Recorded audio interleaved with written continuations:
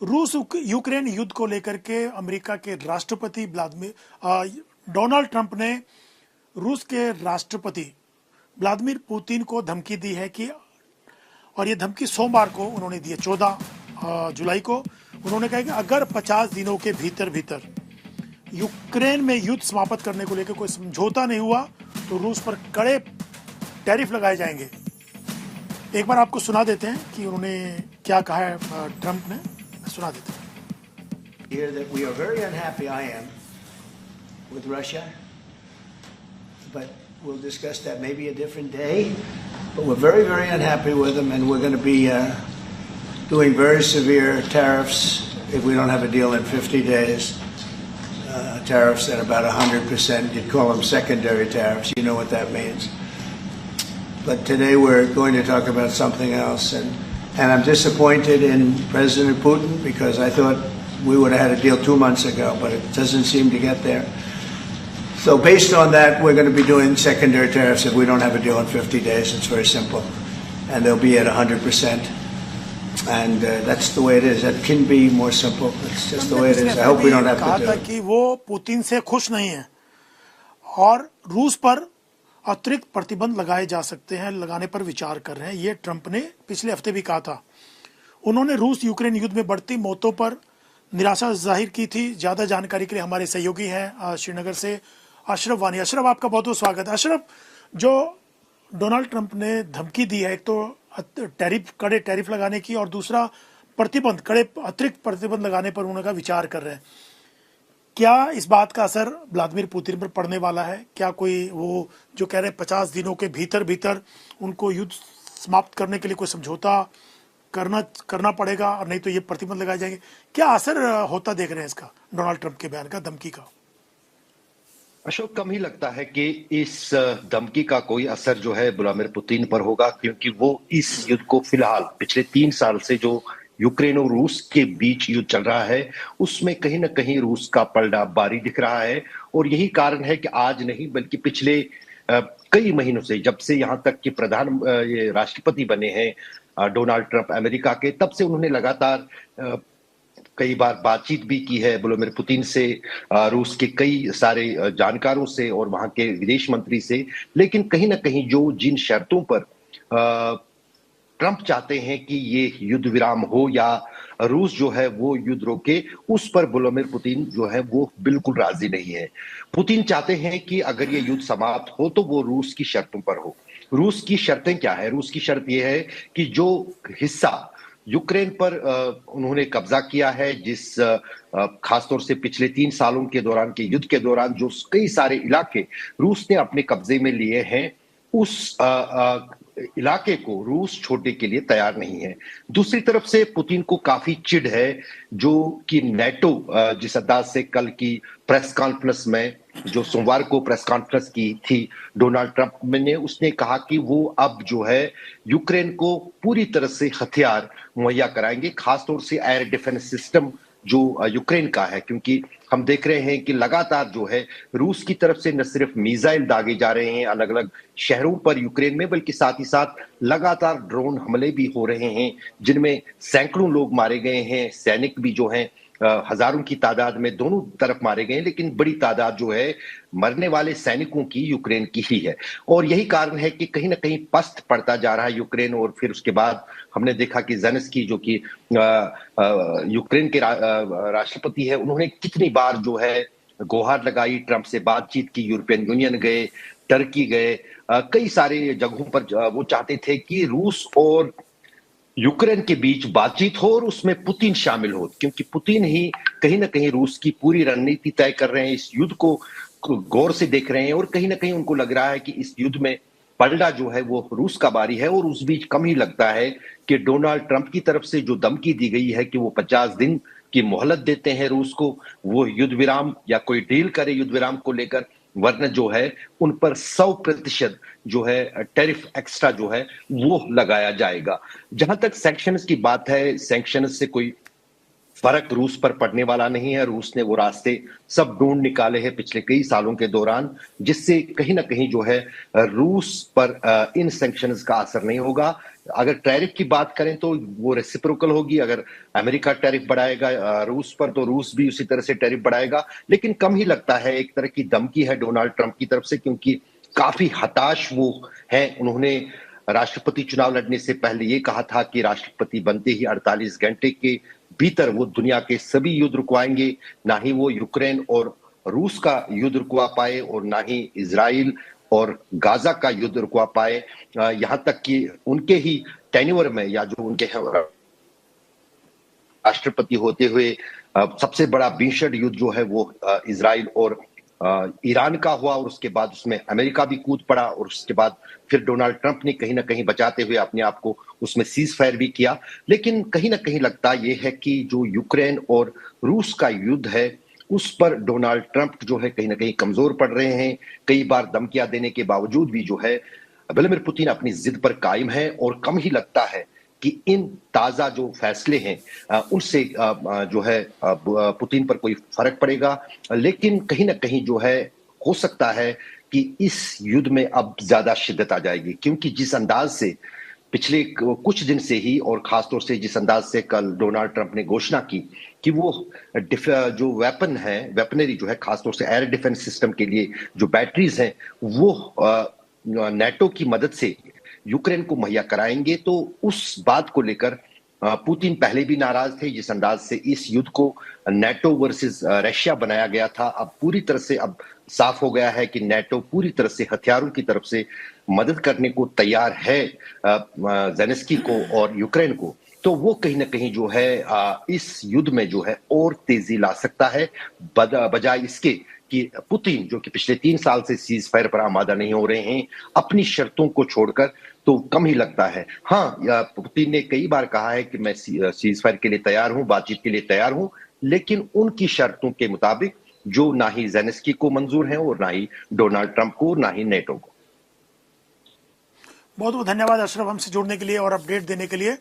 बिल्कुल अशरफ साफ तौर से बता रहे थे कि लगता नहीं है कि वो प्रेशर में आएंगे पुतिन, और उनके हिसाब से वो उनकी शर्तें मानेंगे। अपने वो चाहते हैं कि उनके हिसाब से, पुतिन के हिसाब से ही अगर होगा समझौता या सीज फायर, तो उनके हिसाब से ही होगा, ना कि पुतिन डोनाल्ड ट्रंप के दबाव के चलते। कोई धमकी का असर दिख नहीं रहा कि उनके ऊपर कोई धमकी का असर होगा। लेकिन एक तरफ तो डोनाल्ड ट्रंप धमकी दे रहे हैं कड़े टैरिफ लगाने की, कड़े अतिरिक्त प्रतिबंध लगाने की, और दूसरी तरफ वो यूक्रेन को हथियार भी दे रहे हैं। लगता है कि वो बाइडेन के रास्ते पर निकल पड़े हैं। आपको दिखाते हैं इसी से जुड़ी एक रिपोर्ट।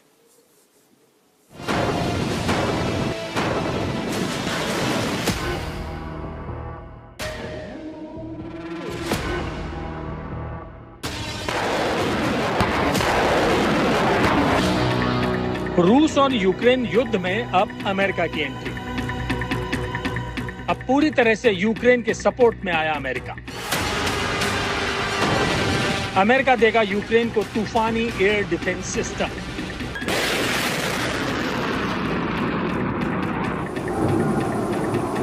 यूक्रेन के साथ अमेरिका का पेट्रियट पुतिन क्या करेंगे? डोनाल्ड ट्रंप का यू टर्न, अब पुतिन का क्रोध भड़केगा। यूक्रेन के राष्ट्रपति जेलेंस्की तो यही चाहते थे, और आखिरकार जेलेंस्की ने रूस और यूक्रेन युद्ध में डोनाल्ड ट्रंप की एंट्री करवा ही दी। जो स्टैंड 2022 में बाइडेन का था, 3 साल बाद ट्रंप भी उसी रास्ते पर आ गए हैं। तो क्या 3 साल से चली आ रही रूस और यूक्रेन की जंग अब महायुद्ध में तब्दील होने वाली है? 13 जुलाई को अमेरिका के राष्ट्रपति डोनाल्ड ट्रंप ने घोषणा की है कि संयुक्त राज्य अमेरिका यूक्रेन को पेट्रियट एयर डिफेंस सिस्टम भेजेगा। Billions of dollars worth of military equipment is going to be purchased from the United States, going to NATO, etc. And that's going to be quickly distributed to the battlefield. Ukraine will take it up. Ukraine के राष्ट्रपति Volodymyr Zelensky लगातार ये मांग करते रहे थे कि उनके देश को रूसी मिसाइल और ड्रोन हमलों से बचाने के लिए आधुनिक एयर डिफेंस सिस्टम की सख्त जरूरत है।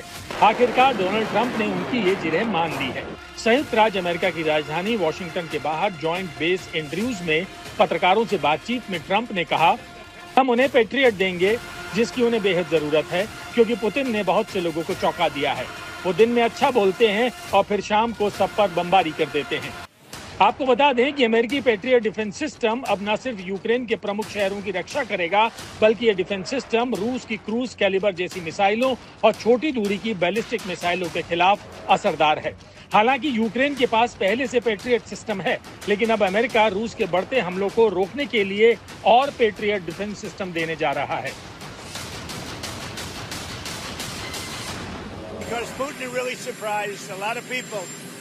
He talks nice and then he bombs everybody in the evening. So there's a little bit of a problem there, and I don't like it. लेकिन दुनिया को जो बात चौंका रही है वो ये कि रूस और यूक्रेन के युद्ध में ट्रंप कैसे हथियार देने पर राजी हो गए। ये वही ट्रंप हैं जिन्होंने रूस यूक्रेन युद्ध को रुकवाने की कसम खाई थी। मार्च 2023 अमेरिका में राष्ट्रपति पद के लिए चले 721 दिन तक के प्रचार अभियान में से एक दिन टेक्सास के वाको में रैली थी। भीड़ ट्रंप के नारों से गूंज रही थी। मंच पर रिपब्लिकन पार्टी के प्रत्याशी और पूर्व राष्ट्रपति डोनाल्ड ट्रंप थे, जो जोशीले अंदाज में अपनी स्पीच दे रहे थे। भीड़ का उत्साह देखकर ट्रंप भी अति उत्साहित हो उठे। बोले, राष्ट्रपति चुनाव जीतने के तुरंत बाद ओवल ऑफिस पहुंचने से पहले ही मैं रूस और यूक्रेन के बीच विनाशकारी युद्ध का निपटारा कर दूंगा। मैं दोनों देशों के बीच मात्र 24 घंटों के भीतर समझौता करवा दूंगा।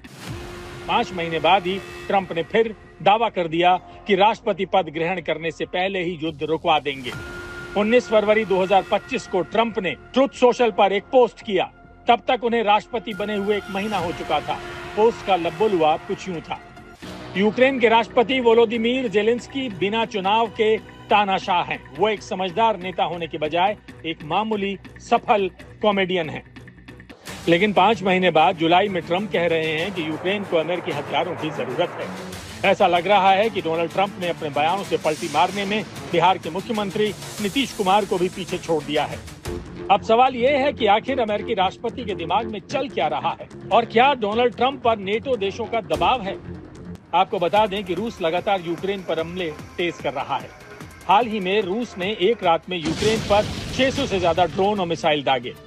बड़ी बात यह है कि रूस ने इस हफ्ते की शुरुआत में यूक्रेन पर रात भर में 700 से ज्यादा ड्रोन दागे थे और पश्चिमी यूक्रेन में पोलैंड की सीमा के पास लुट्स्क को रूस ने निशाना बनाया था, जो विदेशी सैन्य सहायता प्राप्त करने का एक महत्वपूर्ण केंद्र है।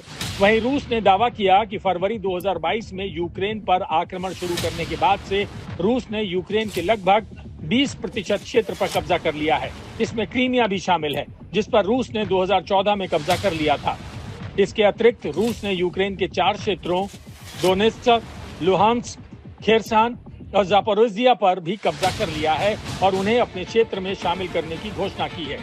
अब जिस तरह से डोनाल्ड ट्रंप की रूस और यूक्रेन युद्ध में एंट्री हुई है, कहीं उससे ट्रंप और पुतिन के बीच दुश्मनी ज्यादा बढ़ गई तो इस युद्ध को महायुद्ध में बदलने में ज्यादा देर नहीं लगेगी। आज तक ब्यूरो।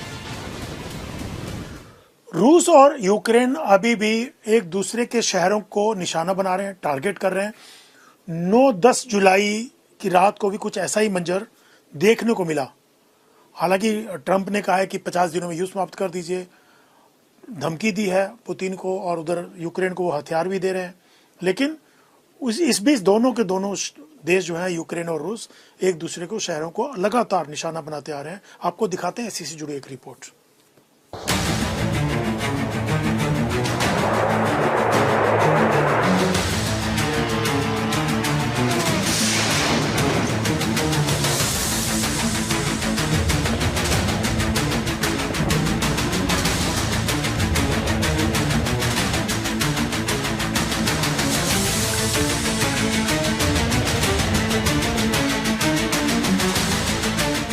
न जाने इस जंग का अंत कब होगा।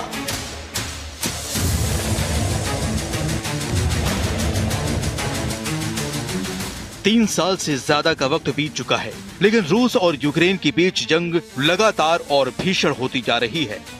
न रूस रुक रहा है और न ही यूक्रेन झुक रहा है। दोनों देशों में जान और माल की तबाही जारी है। वजह भी हम आपको बताते हैं आंकड़ों की जुबानी। यूक्रेन पर रूस ने मंगलवार रात अब तक का सबसे बड़ा हमला किया। जानकारी के मुताबिक रूस ने रिकॉर्ड 728 ड्रोन से यूक्रेन के कई शहरों पर धावा बोला। इसके अलावा रूस ने यूक्रेन पर 13 मिसाइलें भी दागी। रूस ने जिन ड्रोन का इस्तेमाल किया उसमें ईरान में बना शहीद ड्रोन और कई डिकॉय ड्रोन शामिल थे। यूक्रेन की वायुसेना ने इस हमले को अब तक का सबसे बड़ा हमला करार दिया है। रूस ने अपने हमले में मुख्य निशाना यूक्रेन के पश्चिमी वोलिन क्षेत्र और उसकी राजधानी लुत्स्क को बनाया है। ये वही इलाके हैं जो पोलैंड और बेलारूस की सीमा से सटे हुए हैं।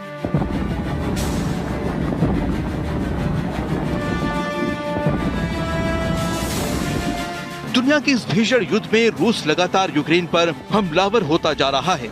मंगलवार के ठीक एक दिन बाद ही यानी 9 और 10 जुलाई की दरमियानी रात में भी रूस ने यूक्रेन पर एक बड़ा हवाई हमला किया। खुद राष्ट्रपति ज़ेलेंस्की के मुताबिक इसमें कम से कम 2 लोगों की मौत हो गई और 16 लोग घायल हो गए। ज़ेलेंस्की ने बताया कि इस हमले में रूस ने 18 मिसाइलें और करीब 400 ड्रोन का इस्तेमाल किया। रूस का दावा है कि उसने यूक्रेन के पूर्वी शहरों खार्किव और डोनेस्क समेत 6 शहरों में यूक्रेन की सैन्य टुकड़ियों को मात दी।